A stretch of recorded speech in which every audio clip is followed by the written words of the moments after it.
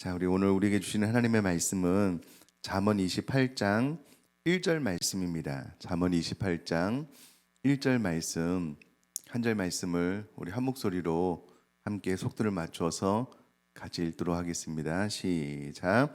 악인은 쫓아오는 자가 없어도 도망하나 의인은 사자같이 담대하니라. 아멘. 여러분, 옛날에 동물의 왕국이라는 TV 프로 아마 아실 겁니다. 요즘도 간혹 TV를 통해서 볼 수 있는 이 사자의 모습은, 제가 본 장면은 그래요. 이게 막 이 들개들, 뭐 하이에나, 이게 막 떼로 몰려와서요, 사자를 막 위협하고 주변에서 이렇게 막 공격하려고 하는데요. 이 사자는 그냥 눈을 껌뻑껌뻑하고요, 신경도 쓰지 않는 모습을 봅니다. 전혀 개의치가 않아요. 막 달려들 것처럼 하다가요, 사자가 이렇게 위협도 가하지 않아요. 그냥 눈만 껌뻑껌뻑하고 있는데 결국은 도망가는 모습을 보면서 야, 참 늠름하다, 그런 생각을 하게 되었고요. 늘 이제 목회자는 뭘 보든 이렇게 묵상하는 버릇이 있나 봐요. 저것을 설교에 어떻게 쓸까, 이제 그런 생각이 있어서 그를 딱 보는 순간, 야, 나의 삶이, 우리의 삶이 어떠한 위협 앞에서도 저렇게 좀 태어날 수 있으면 얼마나 좋을까. 눈앞에 그냥 막 위협을 가하는 이 들개 하이에나들이 한두 마리가 아니잖아요. 근데 너무 의연한 거예요. 너무 태어난 거예요. 그런 것을 보면서 나의 신앙생활 가운데 시시각각 찾아오는 많은 위협들, 이 세상의 변화들 속에서도 우리 그리스도인들이 그렇게 좀 태연하고 의연하게 반응할 수 있으면 좋겠다라고 생각을 한 기억이 있습니다. 그런데 그와 같은 사자의 모습을 의인과 빗대어서 오늘 본문에서 설명을 좀 잘 해주고 있는데요.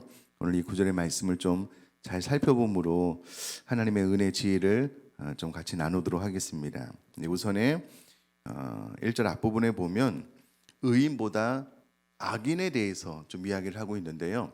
앞부분을 제가 다시 한번 읽어보면 악인은 쫓아오는 자가 없어도 도망한다 라고 기록이 되어져 있습니다.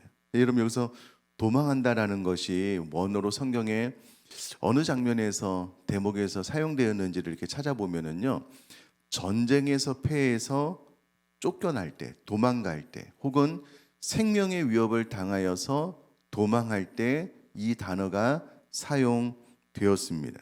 그러니까 어떤 것에 대해서 매우 큰 공포를 당하고 난 이후에 그 두려움으로 도망하는 것을 의미하는 단어입니다. 결국은 악인은, 죄인은 쫓아오는 자가 없음에도 불구하고 그 마음속에 너무나도 큰 공포를 경험하게 되는 거예요. 그래서 심리적으로 또 마음적으로 불안하고 쫓기게 된다라는 그런 표현입니다. 여러분, 우리 사람은 우리의 죄를 추궁하는 사람이 없어도, 물론 사단이 하나님 앞에 우리를 참소해서 우리 마음속으로 괴로움을 가져다 주기는 하지만은요, 이제 정신적으로, 심리적으로, 또 우리들 안에 있는 죄체로 말미암아서요, 우리 안에 끊임없이 불안과 공포, 그리고 또 양심이 가져다 주는 소리 때문에 우리는 이와 같은 고통을 당하는 경우가 많이 있습니다. 아주 좋은 예로 우리가 얼마 전까지 창세기를 묵상을 했는데요, 요셉의 형들을 말할 수 있을 것 같습니다. 요셉의 형들이 요셉을 팔고 난 이후에 줄곧 그 죄책감에 시달리다가 요셉을 만나고 나서, 그것도 애굽의 총리가 된 요셉을 만나고 나서 깜짝 놀란 거예요. 그 두려움이 이제는 현실로 나타나서 꼼짝없이 당하게 되었구나 라고 생각을 하게 됩니다. 놀란 것은 피해자인 요셉이 괜찮다고, 걱정하지 말라고, 하나님께서 우리를 살리기 위해서, 당신들을 살리기 위해서 나를 앞서 보낸 하나님의 섭리 안에 있기 때문에 개의치 않으셔도 됩니다, 분명히 이야기를 했거든요. 그런데 이 요셉의 형들은 그 죄책감, 두려움, 공포, 쫓기는 심리에서 단 한 발짝도 벗어나지 못한 거예요. 결국은 그의 아버지가 죽고 나자 또 그들이 요셉에게 찾아가서 아버지가 죽었다고 우리를 해할 것은 아니지, 또 그 두려움을 표현해내는 것을 보게 됩니다. 결국은 요셉이 울잖아요. 왜 그럴까? 왜 그럴까?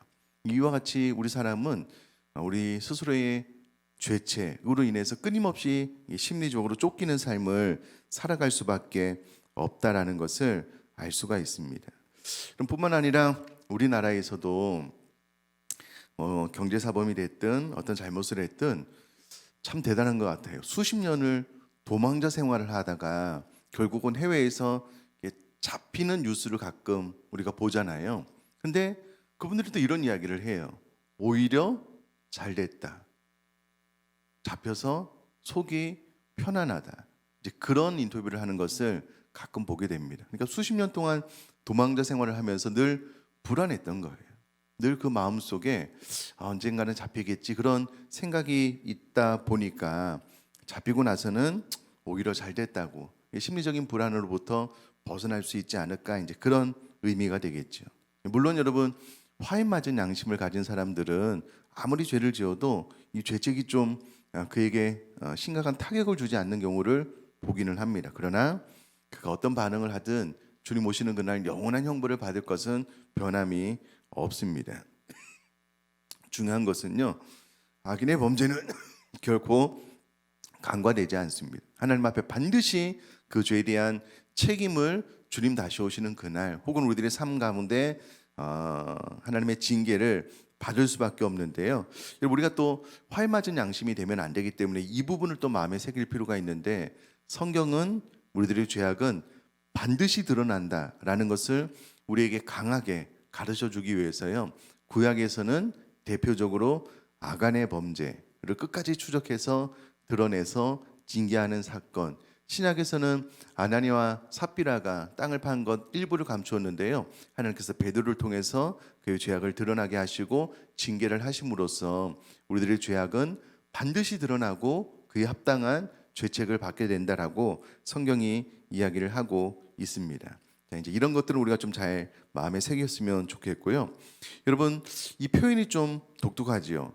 쫓아오는 자가 없어도 도망한다. 이 쫓아오는 자가 없다라는 표현은요, 그의 삶 전체가 압박과 불안 속에 있음을 알 수가 있습니다. 이 부분에 대해서 여러분, 크리소스톰이라는 위대한 설교가가 있는데요, 이렇게 이야기를 했습니다. 악인은 자기 속에 스스로를 정죄하는, 탄핵하는 자로부터 전혀 도피할 길이 없다. 어디에 가든지 간에 채찍을 맞게 되고 치유 불가능한 상처를 당하게 된다. 또 매튜 헨리라는 유명한 주석가가 있는데 이렇게 이야기를 했습니다. 추격하는 자가 없어도 도망한다면 하나님이 자기 군대를 거느리시고 직접 찾아오시는 것을 보게 될 때에는 어떻게 할 것인가? 추격하는 자가 없어도 늘 심리적으로 도망하는 그런 사람이 주님 재림하실 때에 천군천사와 같이 오시는 날은 어떻게 되겠는가라는 강한 질문입니다. 자, 계속해서 그럼 요즘 들어서 사단이 미디어라는 매체를 통해서요, 사람의 심리, 정신 건강을 끊임없이 이제 갉아먹고 있는 것을 보게 됩니다. 그래서 여러분, 요즘 우리가 10년, 20년 전부터 자주 듣는 이야기가 무엇이냐면 요즘 세대가 심력이 약해졌다라는 말입니다. 마음의 힘이 점점 약해지고 있습니다. 분명히 그것이 사실입니다. 나중에 이제 내년에 우리 성도님 전체가 영상을 통해서도 좀 확인을 하고 싶은 부분이 있는데요. 여러분, 사단이 미디어를 통해서요, 끊임없이 우리들의 심리를 갉아먹어서 정신 건강이 점점 약해지는 거예요. 그러니까 시시각각 찾아오는 불안과 염려를 떨쳐낼 수가 없는 거예요. 예를 들면 여러분, 통계적으로 보면은요, 우리가 지금 하고 있는 염려, 걱정, 근심의 70%, 80%는 미래에 일어나지 않을 일들입니다. 그 일이 발생하면 어떡하지? 이렇게 되면 어떡하지? 생각하면서 끌어당겨서 염려를 하는데 막상 그 시간에 현장으로 딱 가보면은요, 그 일이 일어나지 않아요. 그냥 생각이 미래에 그렇게 되면 어떡하지라는 것을 미리 끌어당겨서 계속해서 염려하고 걱정하는 거예요. 문제가 무엇이냐면 이와 같은 이야기는 설교를 들어서 다 알아요. 그러면 이성적으로 논리적으로 야, 내가 이 염려하는 것들 미래에 일어나지 않는 일들인데 이거를 좀 떨쳐버려야 되겠다, 이렇게 생각을 하면 좋은데 이게 안 되는 거예요. 계속해서 내 안에 염려, 불안이 나를 괴롭히게 되는 겁니다. 그러니까 이제 정신적으로도 영적으로도 심리적으로도 계속해서 어려운 시간을 우리 현대인들이 보내고 있는 겁니다. 특별히 이거는 만병의 근원인 스트레스. 이 스트레스가 우리들로 하여금 계속해서 건강을 악화시키는데요. 이 모든 것들도 다 심리적인 불안에서 오는 질병 원인들입니다. 근데 여러분, 성경은 의인은 견고한 망대 대신 하나님께 피할 수 있다라고 기록을 하고 있습니다. 죄인들은 쫓아오는 자가 없어도 늘 도망하고 심리적으로 어려움을 겪지만 우리 의인들은 늘 하나님께 피할 수 있음과 피할 수 있을 뿐만 아니라요, 우리가 연약한 인간이기 때문에 넘어질 수밖에 없는 죄인임이 맞습니다. 그러나 우리 의인은 7번 넘어져도 8번 일어날 수 있거든요. 제가 잠언 24장 16절 말씀을 한번 읽어볼게요. 대저 의인은 7번 넘어질지라도 다시 일어나려니와 악인은 재앙으로 말미암아 엎드려지느니라. 아멘. 그럼 잘 생각을 해보면 이 악인들은 죄로 인하여 늘 쫓아오는 자가 없어도 도망을 가는 심리적인 불안 가운데 삶을 살아갈 수밖에 없다라는 것을 기록하였고요. 그러나 우리도 똑같은 죄인이지만 그러나 의인은 7번 넘어질지라도 8번 일어나게 되고 우리는 견고한 망대 대신 하나님께 피할 수 있는 자이므로 잠언 28장 1절 후반절은 이렇게 이야기를 합니다. 의인은 사자같이 담대하니라. 아멘.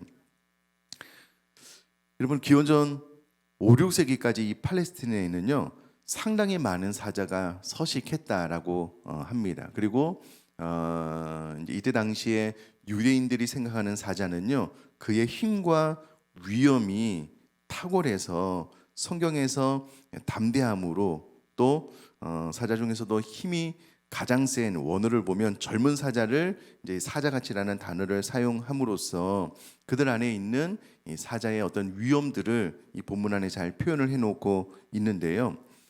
이 말은 그 어떤 것에서도 두려워하지 않는다라는 것을 상징적으로 사자를 들어서 이 성경에 표현을 하고 있습니다. 그러니까 여기서 말하는 사자는 가장 힘이 센 젊은 사자를 의미하는 그런 단어인데요. 이런 사자는 어떤 것도 두려워하지 않는다라는 것을 담대한다라는 단어로 설명을 해놓고 있습니다. 특별히 이 담대하다라는 것의 원형으로 좀 이렇게 찾아보면은요, 믿다라는 기본적인 의미를 가지고 있는데요. 이에서 파생하여 안심하다, 염려가 없다라는 뜻으로 사용되고 있습니다. 그러니까 담대하다라는 것은요, 어떤 것에서도 두려워하지 않는 것, 그리고 전혀 염려가 없는 상태, 어떠한 위협 앞에서도 늘 안심할 수 있는 상태를 이 담대하다라는 단어로 표현을 하고 있다라는 거예요. 그러니까 위협이 없을 때는 당연히 우리가 담대하지만 어떠한 위협 앞에서도 어떠한 두려움 앞에서도 전혀 위협이 되지 않는, 두려움이 되지 않는 안심한, 그리고 내면이 고요한 안도감으로 행복감을 가지고 있는 상태가 담대하다라는 원어적인 의미라는 겁니다.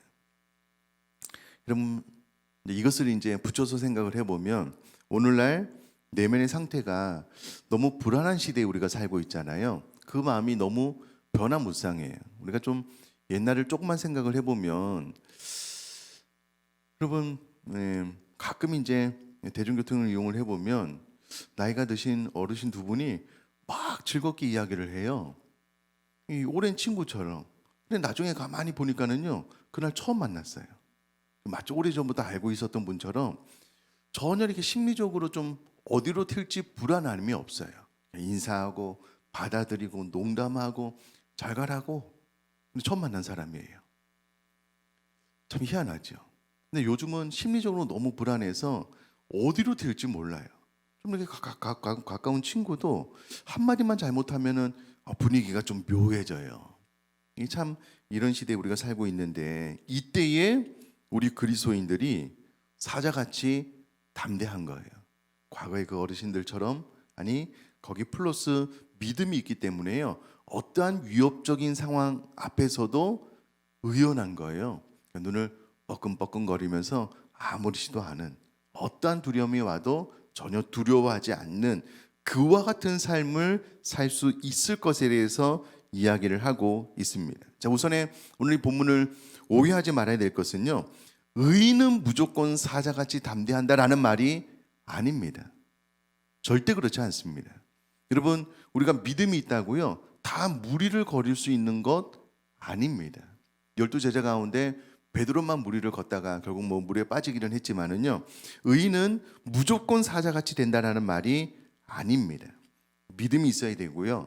주님 안에 거하는 삶을 살아야 되고요.